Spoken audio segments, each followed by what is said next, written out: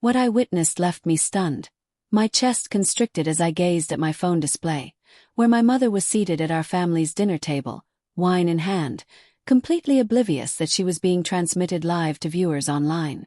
"Oh, give me a break," my mom said dismissively, her eyes rolling theatrically. "My daughter believes that real estate sales makes her accomplished. She couldn't succeed in nursing school, and now she's simply drifting through existence like a desperate failure." An hour earlier, my cousin Jenna had messaged me, "You must see this, I'm deeply sorry."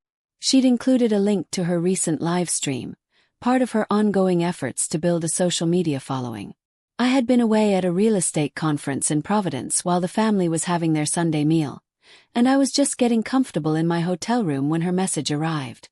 "My name is Sinead Sullivan, I'm 32, and for the last 5 years, I've been silently covering my mother's healthcare expenses following her rheumatoid arthritis diagnosis.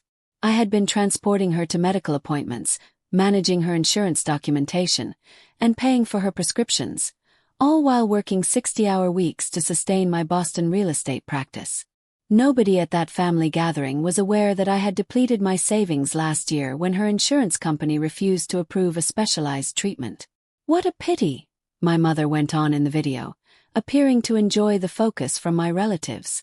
"All those ambitious aspirations about becoming a nurse, and now she simply markets homes to individuals who actually achieved success in life." She chuckled, and horrifyingly, I could hear my uncle and aunt joining in her laughter. Jenna's camera captured it all. I could see she was recording from her lap, likely attempting discretion while documenting ordinary family moments for her social media audience.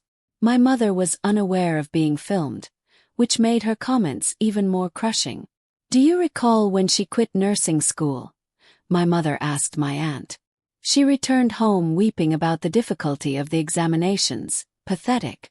And now she pretends that selling an occasional house makes her successful." The reality was that I had postponed my nursing education specifically to assist her during her illness. I was earning reasonable income in real estate, but every additional dollar went toward her medical expenses rather than returning to my studies. "Sinead simply lacks what's required," my mother sighed dramatically, reaching for her wine glass, the same wine I had bought for these family dinners. "Some individuals just aren't suited for genuine achievement." The live stream went on for another agonizing minute before Jenna finally redirected her camera. I remained motionless in my hotel room, tears flowing down my cheeks as the harsh truth hit me. For years, I had convinced myself that my mother's periodic cruel remarks were simply her pain speaking, or her traditional approach to motivation. But this wasn't a temporary lapse. This revealed her true character. And now I had undeniable evidence. My phone buzzed again, another message from Jenna. "I'm deeply sorry you witnessed that." I didn't realize what she was saying until it was already happening. Should I remove the video? I stared at her message for a long while. "No," I responded. "Keep it posted. I need to show you something tomorrow when I return." The journey back from Providence the following morning passed in a haze. I barely recalled checking out or the 2-hour drive home. My thoughts kept replaying my mother's words, her amusement as she ridiculed the career I'd established to support her. 5 years ago, my life had been on an entirely different trajectory. At 27, I was midway through nursing school and flourishing. I had always aspired to be a nurse, to help others, to make a meaningful impact. Then came the phone call that altered everything. Mom had collapsed at her workplace and been transported to the emergency room. The diagnosis: aggressive rheumatoid arthritis requiring continuous treatment and care. "This isn't fair," she had wept from her hospital bed. "How can I possibly afford all of this? The insurance hardly covers anything." I had held her hand and assured her of my help. "We'll work through this together, Mom." My father had died when I was in high school, leaving Mom and me to depend on one another. Despite her criticisms and occasional harsh comments, I believed we shared a meaningful connection. She had made sacrifices for me while I was growing up, working overtime to ensure I had opportunities. Now it was my chance to reciprocate. Within months, I made the painful choice to suspend my nursing education. Real estate offered flexible scheduling and income potential, I could drive Mom to appointments, manage her care, and still earn sufficient money to cover our increasing costs. It was meant to be temporary, just until she recovered, just until I could save enough to resume school. But temporary became years. Mom's health had improved with treatment, but she still required costly medications, regular specialist consultations, and physical therapy. I had become the sole coordinator of her healthcare, spending hours disputing with insurance companies and researching treatment alternatives. "You've become so reliable," she would occasionally acknowledge during her appreciative moments. Those words had sustained me through countless sleepless nights and stressful work weeks. I parked in my driveway and sat quietly. I hadn't informed Mom of my early return. She believed I was still in Providence, networking with other realtors at the conference, an opportunity one had cut short after viewing the video. My phone buzzed with a text from Jenna. "I'm at the coffee shop on Maple Street. Can meet whenever you're available." I took a deep breath and attempted to organize my thoughts. From my laptop bag, I retrieved a folder labeled Mom Medical. Inside was a carefully documented record of every payment I'd made over the past 5 years. Every insurance premium, every medication cost, every specialist visit, all catalogued with receipts and bank statements. I had been maintaining these records for tax purposes, never imagining they would become evidence of betrayal. I gathered the folder, took another steadying breath, and texted Jenna back. "I'll be there in 15 minutes. The coffee shop was crowded, but I immediately spotted Jenna. At 16, she was distinctive with her bright blue hair and oversized headphones. When she saw me, her face showed obvious guilt. "I'm terribly sorry, Sinead," she said as I sat down. I had no idea she would make those comments. "I was just doing my regular live stream and then Aunt Patricia began talking about you, and it became so cruel." "It's not your fault," I interrupted her rambling. "Actually, I need to thank you." Jenna appeared confused. "Thank me for what?" I placed the medical folder on the table and opened it, revealing 5 years of payment records, appointment schedules, and insurance correspondence. "For revealing the truth," I said quietly. "I've been covering everything, her medications, treatments, insurance premiums, everything." Jenna's eyes grew wide as she examined the documents. "This represents thousands of dollars. Over $100,000 actually," I confirmed. "I postponed my entire life for her. My nursing degree, my savings, even relationships. Everything took a back seat because I thought she needed me."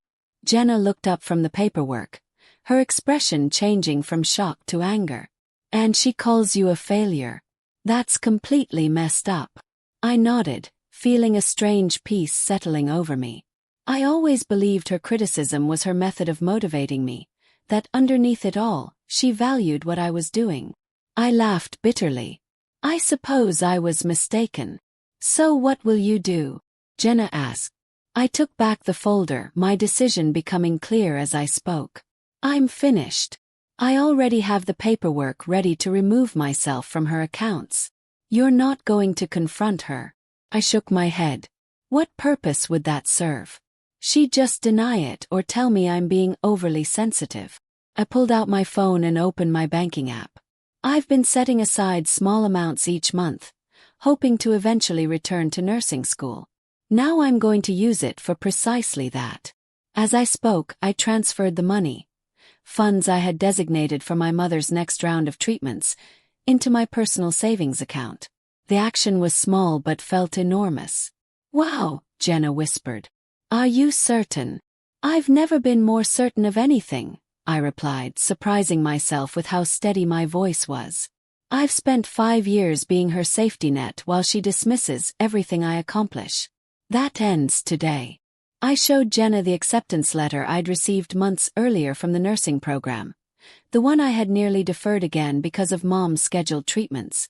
"I begin in the fall," I told her, "and I won't defer again." Jenna reached across the table and squeezed my hand. "I'll send you the complete video, just in case you need it." As we separated, I felt the weight of years of obligation lifting. For the first time in so long I was choosing myself. The guilt I had anticipated was nowhere to be found, replaced instead by a sense of clarity and purpose that had been absent for far too long. The insurance company representative sounded puzzled when I called. "You want to remove yourself as the guarantor on Patricia Sullivan's accounts. May I ask why?" "Personal reasons," I replied, my voice remarkably steady. "I will no longer be responsible for any payments after this month." It was day 3 of my new determination. I had spent the weekend in productive activity, calling insurance companies, updating payment information, and drafting emails. My dining room table was covered with paperwork as I systematically dismantled the financial structure I'd created to support my mother. The representative continued. "Miss Sullivan, I should inform you that without your support, your mother's premium will increase substantially, and her coverage options may change." "I understand," I paused. "Could you please send a formal letter explaining these changes to her home address? I want to ensure she's fully informed." I knew exactly what I was doing. The letter would arrive in a week, giving me time to implement the rest of my plan before the inevitable confrontation. My phone had been buzzing with messages from my mother since yesterday. She had no idea what I was doing, but she had expected me to drive her to a doctor's appointment this morning. I hadn't appeared. "Where are you?" "I've been waiting for an hour." The doctor's office called. They said my insurance card was declined. "Fix it immediately." "Are you ignoring me?" "Answer your damn phone, Sinead." Each message strengthened my determination. I switched my phone to silent and continued working. By evening, I had completed most of the financial separations and moved on to the next phase. I opened my laptop and began composing a single, carefully worded email to be sent to my entire extended family. "Dear family, after much consideration, I will no longer be managing my mother's medical care or financial support. For the past 5 years, I have covered all expenses related to her condition, totaling over $120,000. This has included insurance premiums, medication costs, specialist visits, and numerous treatments. I've made this decision for personal reasons, but I wanted you all to be informed, as my mother may require assistance moving forward. Attached is a detailed breakdown of the support I've provided over the years, should any of you wish to help. I hope you understand that this was not a decision I made lightly. Best regards, Sinead." I attached the spreadsheet I'd created documenting every payment, every appointment, and every hour spent managing her care. The evidence was irrefutable. My cousin Jenna had sent me the complete live stream video as promised. I downloaded it and saved multiple copies. One to my computer, one to cloud storage, and one to a USB drive. I had no specific plans for the video yet, but something told me it might be necessary. The doorbell rang, startling me. Through the peephole, I saw my mother standing on my porch, her face twisted with anger. I stepped back, my heart racing. "Sinead, I know you're inside. Open this door immediately." I remained silent, watching her shadow move beneath the door. "You've missed 3 of my calls. My medication refill was denied at the pharmacy. What are you doing?" I took a deep breath and spoke clearly through the door. "I'm not doing this anymore, Mom. You'll be receiving information from the insurance company soon. I suggest you read it carefully." "What are you talking about?" "Open this door." "No." The single word felt powerful on my lips. "I've heard what you really think of me. I think it's time we both moved forward with our lives." There was a moment of confused silence before she exploded. "Is this about money? After everything I've done for you?" I almost laughed at the irony. "Goodbye, Mom. Please don't come back." As her protests grew louder, I walked away from the door, returning to my laptop to finish what I'd started. With each step, I felt lighter, as if I was finally shedding a burden I'd carried for far too long. The fallout came swiftly. Within hours of sending my email, my phone exploded with notifications. Aunt Maureen was shocked and appalled by my abandonment. Uncle James thought I was being selfish and cruel. My cousin Thomas suggested I resolve whatever petty disagreement I was having with Mom. Only Jenna and, surprisingly, my elderly Aunt Bridget seemed to understand. Bridget's message was simple. It takes courage to stand up for yourself, dear. Call me if you need anything. I blocked my mother's number first. Then one by one, I muted the relatives who couldn't bother to ask for my side of the story. The silence that followed was strangely peaceful. 3 days later, I sat in the admissions office at Boston City Nursing School, finalizing my re-enrollment for the fall semester. "You've been away from the program for quite some time, Miss Sullivan," the advisor said, reviewing my file. "But your previous academic record is strong. You'll need to take a placement exam to determine if any refresher courses are necessary." "I understand," I replied, feeling a surge of excitement. "I've already started reviewing my old textbooks." As I walked across campus afterward, I felt a sense of belonging that had been missing for years. This was where I was meant to be, pursuing my own dreams instead of living in service to someone else's needs. My real estate business would need adjusting to accommodate my class schedule, but I had already started planning. I'd focus on fewer clients, concentrate on higher value properties, and hire a part-time assistant for administrative tasks. The income would be reduced, but without my mother's expenses, I could manage. When I returned home, a formal-looking envelope awaited me in the mail. Inside was a letter from the insurance company addressed to my mother, mistakenly sent to my address. It detailed the changes to her coverage and the significant increase in premiums now that I was no longer the guarantor. I should have felt guilty. Instead, I felt vindicated. My phone rang. "Jenna, have you seen what's happening in the family group chat?" she asked without preamble. "I left all those chats," I admitted. "What's going on?" "Your mom is telling everyone you've had some kind of mental breakdown. She's saying you've been under stress from your failing business and that's why you're acting out." I could hear the air quotes in Jenna's voice. "She's completely twisting everything around." I sighed, unsurprised. Classic deflection. "That's not all," Jenna continued. "She didn't realize I was still in the chat, and she's convinced Aunt Maureen to let her move in temporarily until she sorts out her medical situation." "Of course she has," I said, shaking my head. "Mom's always been good at finding someone to rescue her." After hanging up, I opened my laptop and found myself staring at the video file Jenna had sent, the live stream that had changed everything.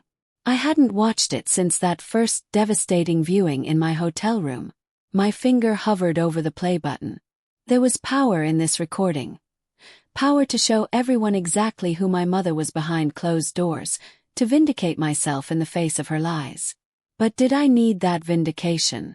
The family members willing to believe her narrative without even asking me for my side of the story. Were they really worth convincing? I closed the laptop without playing the video. I had the evidence if I needed it, but right now I had more important things to focus on. My nursing application was complete, I'd scheduled my placement exam, and for the first time in years I was planning for my future, not managing someone else's crisis. The insurance letter sat on my counter, a reminder of the changes I'd set in motion. After a moment's consideration, I addressed a new envelope to my mother's actual residence, placed the letter inside, and added a short note. "This was sent to my address by mistake. I suggest you read it carefully." No signature, no emotion, just facts. As I slipped the envelope into the mailbox, I felt another piece of my burden lift away. The consequences of her actions were now hers to bear, not mine. 2 weeks passed in relative calm. I threw myself into preparations for nursing school, studying during every spare moment between real estate showings and client meetings. The placement exam was scheduled for Friday, and I felt growing confidence with each practice test. Then came the ambush. I was just finishing a showing of a 3-bedroom colonial in Brookline when I spotted them in my rearview mirror. My mother and Aunt Maureen, waiting beside my mother's car in the parking lot. My first instinct was to drive away, but they had clearly seen me. Running would only postpone the inevitable. I took a deep breath and stepped out of my car. "Sinead," my mother said, her voice sickly sweet. "We need to talk." Up close, I could see the strain on her face. Her hair was unstyled, and she leaned heavily on her cane, a prop she typically only used when she wanted to emphasize her condition. "I have nothing to say," I replied, keys clutched tightly in my hand. Aunt Maureen stepped forward. Your mother is struggling, Sinead. Her medication costs have tripled, and she can't get appointments with her specialists anymore. Is that what you wanted? What I wanted, I said carefully, was to be treated with basic respect and appreciation.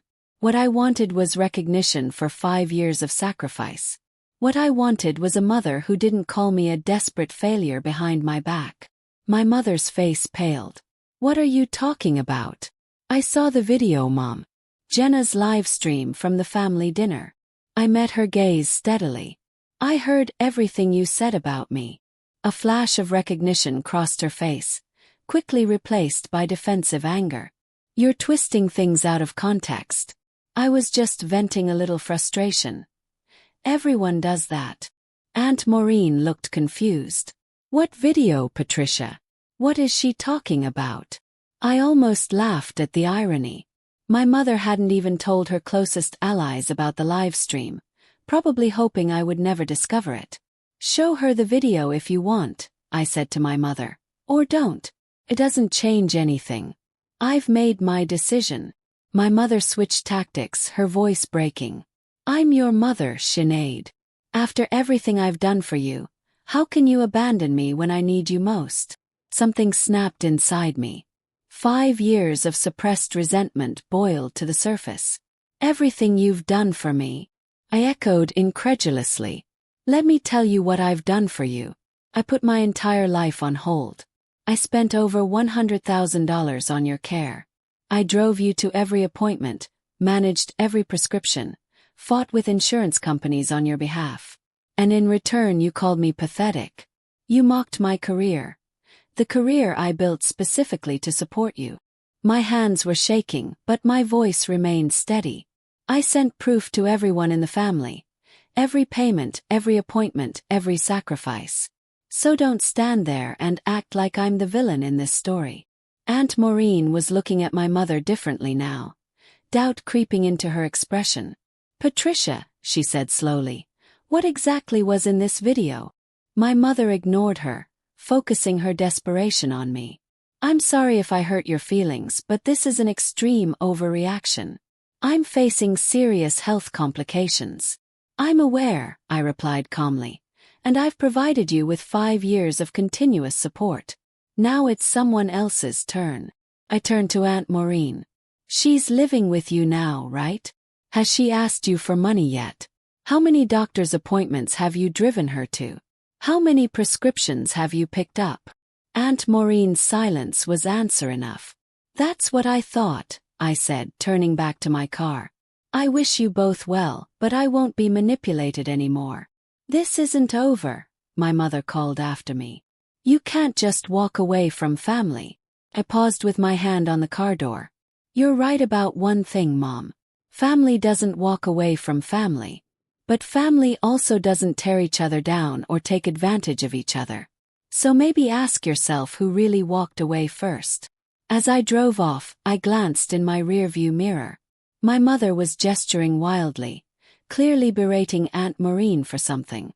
Some things never change, I thought. But I had changed, and as I headed home to continue studying for my nursing exam, I realized I didn't feel guilty anymore. For the first time in years I felt free. 3 months passed in a blur of activity. I aced my nursing placement exam, enrolled in the accelerated program for students returning to education, and reorganized my real estate business to accommodate my new schedule. I hired Kylie, a bright college student, as my part-time assistant to handle paperwork and coordinate showings when I was in class. The transition wasn't seamless. There were late nights, scheduling conflicts, and occasional bouts of self-doubt, but each small victory reaffirmed that I'd made the right choice. The weight I'd been carrying for years had lifted, and I approached each day with renewed energy and purpose. My family situation had reached an uneasy stalemate. After our confrontation in the parking lot, my mother had apparently shown her true colors to Aunt Maureen, who quietly reached out to me a week later. I had no idea what you'd been dealing with, she admitted over coffee. Patricia told me you were being difficult and selfish. I should have asked for your side of the story. It's okay, I replied, surprising myself with how much I meant it. Mom has always been good at controlling the narrative. The Boston Real Estate Association's annual awards ceremony wasn't something I'd paid much attention to in previous years. I'd been too busy managing my mother's care to attend industry events. But when my broker nominated me for the Resilience in Real Estate Award, recognizing agents who overcame significant challenges while maintaining their business, I was touched. "You're a shoo-in," my colleague Jeffrey insisted during our weekly office meeting. "You've closed more deals than anyone else in the office while starting nursing school. If that's not resilience, I don't know what is." I didn't expect to win, but I was looking forward to the ceremony. A chance to celebrate how far I'd come professionally and personally. The evening of the ceremony arrived, and I found myself in a hotel ballroom surrounded by Boston's real estate community. I wore a dark blue dress I'd bought specifically for the occasion, my first non-work-related splurge in years. After grabbing a glass of champagne from a passing waiter, I mingled with colleagues and reconnected with industry contacts I hadn't seen in ages. "Sinead Sullivan," called out a familiar voice. I turned to see Margot Stevens, one of the most successful brokers in Boston. "I was hoping to see you here. I've been hearing great things about your work in the Brookline market." We chatted about recent property trends, and I found myself easily engaged in the conversation, a welcome change from the distracted, overwhelmed person I'd been for years. My phone vibrated in my clutch. I ignored it at first, fully present in the professional moment I was enjoying. When it vibrated again a minute later, I excused myself and glanced at the screen. 5 missed calls from a number I didn't recognize and a text message. "It's Jenna using Uncle Patrick's phone. Emergency. Call back ASAP." A knot formed in my stomach. I stepped into a quiet hallway and returned the call. "Jenna, what's going on?" "I'm so sorry to bother you," Jenna said, her voice tense. "I'm at the hospital with your mom. She fell, and they think it might be a reaction to her new medication. She's asking for you." I closed my eyes, waiting for the familiar wave of guilt and obligation to wash over me. It came, but it was different now. Manageable, not overwhelming. "Is she stable?" "Yes." "Yes, but they're keeping her overnight for observation." I didn't want to call, but Uncle Patrick insisted. I heard muffled voices, then a shuffling sound as the phone changed hands. "Sinead. Patrick here. Look, I know things have been difficult, but your mother needs you. The doctors have questions about her medical history that we can't answer." As we spoke, I saw the ceremony attendees moving into the main ballroom. The awards presentation would be starting soon. "I understand," I said, making my decision, "but I'm at an important work event right now. I can come by the hospital afterward." "This is your mother we're talking about," Patrick's voice hardened. "Surely whatever party you're at can wait." The old Sinead would have acquiesced immediately, abandoning her own needs for her mother's. But I wasn't that person anymore. "I'll be there in about 2 hours, I said firmly. "Please tell the doctors I'll answer any questions then. And Patrick, thank you for being there for her." I ended the call and took a deep breath. As I turned to rejoin the ceremony, I caught my reflection in a decorative mirror, shoulders back, head high, eyes clear. For the first time in years, I recognized myself. And the winner of the Resilience in Real Estate Award goes to Sinead Sullivan. The room erupted in applause as my name was announced. For a moment, I sat frozen in shock. I genuinely hadn't expected to win. Jeffrey nudged me with his elbow, grinning broadly, as I rose and made my way to the stage. The crystal trophy felt substantial in my hands as I approached the microphone. Looking out at the audience, I saw colleagues, mentors, and competitors united in recognition of my work. The validation was overwhelming. "Thank you," I began, my voice steadier than I felt. "This means more to me than I can express. The past few years have been challenging, balancing a demanding career with personal obligations. There were many days when I wasn't sure I could keep going." I paused, thinking of the countless nights I'd spent researching treatment options for my mother, the early mornings rushing to prepare for showings after sleepless nights of worry. But real estate isn't just about selling homes. It's about resilience, adapting to changing markets, overcoming obstacles, and finding solutions when it seems impossible. Those same skills helped me navigate my personal challenges and eventually find my way back to my original passion, nursing. The crowd murmured with interest at this revelation. I'm now pursuing my nursing degree while continuing to serve my real estate clients, and I couldn't be happier. So this award isn't just for professional resilience. It's a reminder that we can reinvent ourselves at any point in our lives. Thank you for this honor. The applause followed me back to my seat, where Jeffrey and our other colleagues congratulated me with enthusiastic handshakes and hugs. As the ceremony wrapped up, several people approached to ask about my nursing studies, genuinely interested in my unconventional career path. By the time I checked my phone again, it was nearly 9 o'clock. I had 3 more missed calls from Uncle Patrick and a text from Jenna. She's stable. Take your time. I gathered my things, said my goodbyes, and headed for my car, the trophy carefully wrapped in my tote bag. The hospital was a 20-minute drive across town, and I used the time to mentally prepare for the inevitable confrontation. When I arrived at the hospital room, I found my mother sitting up in bed, looking remarkably alert for someone who had supposedly experienced a serious medical emergency. Uncle Patrick sat in a visitor's chair beside her, while Jenna stood awkwardly near the window. Finally, my mother said as I entered, her tone acidic. Nice of you to fit us into your busy schedule. I set my tote bag down, the corner of the trophy box visible. Hello, Mom. I came as soon as my event was over. How are you feeling? How do you think I'm feeling? Collapse.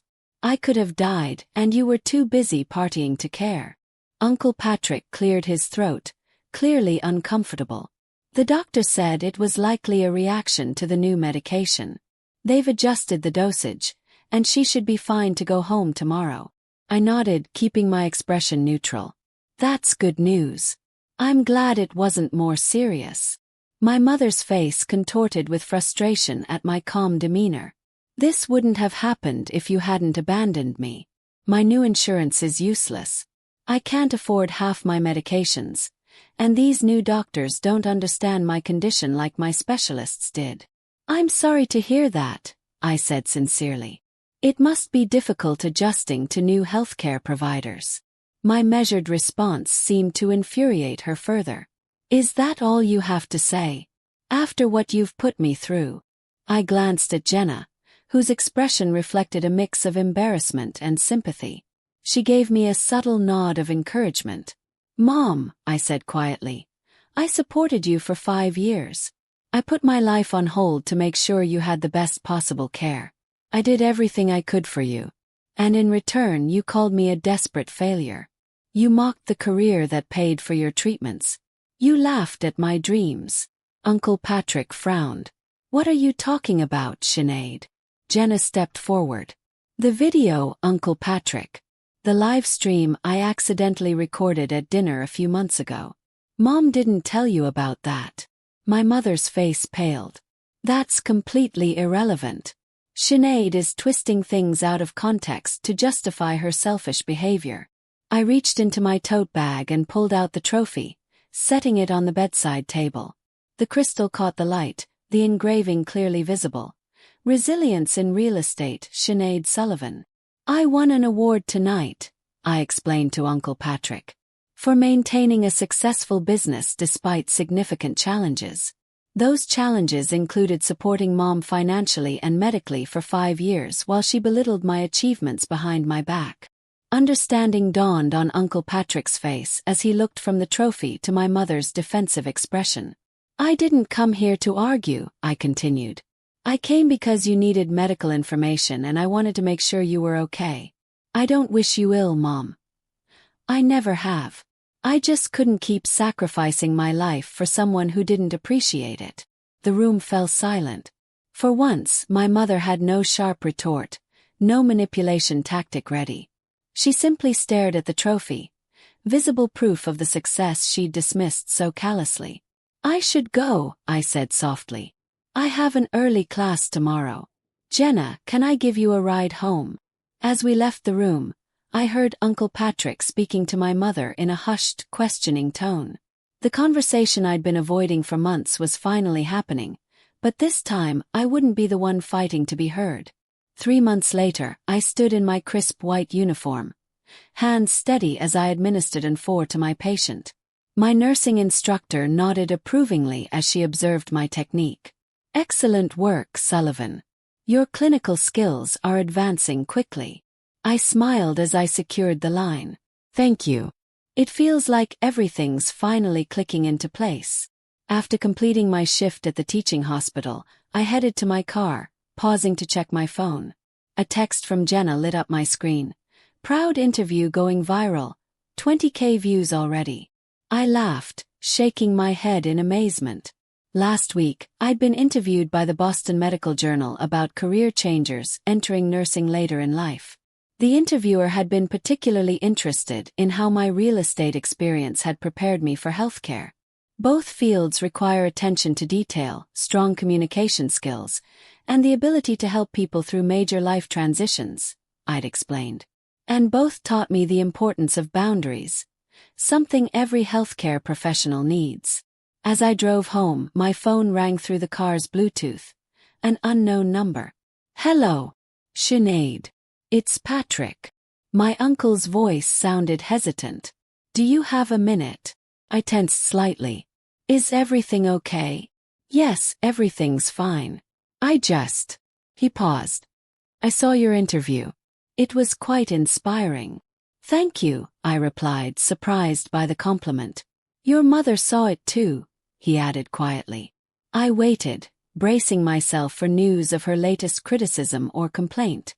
"She didn't say much," Patrick continued, "but I think seeing you in that nursing uniform, it finally made things real for her.